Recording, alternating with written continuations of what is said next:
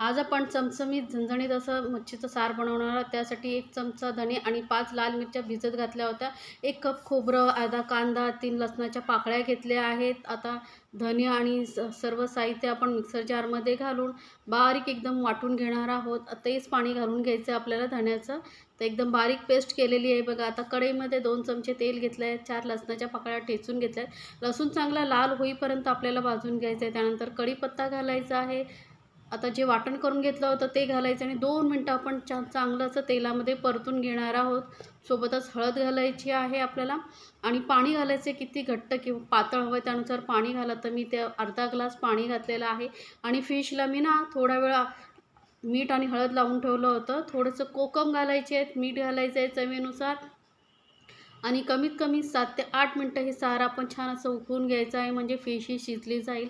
तर मस्त असं आपलं सार तयार आहे.